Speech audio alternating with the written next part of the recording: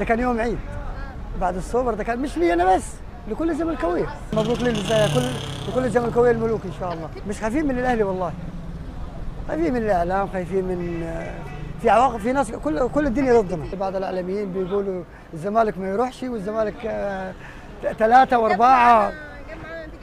عمل معانا حافز قوي ان احنا لازم نرجع بالكاس، وفعلا الحمد لله رب العالمين. خاصه لما يكونوا فايزين بيجوني هنا مخصوص عشان يغلسوا علي.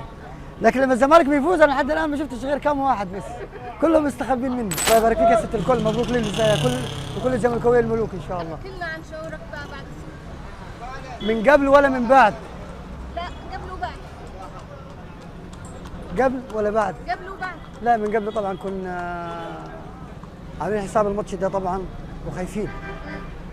مش خايفين من الاهلي والله، خايفين من الاعلام، خايفين من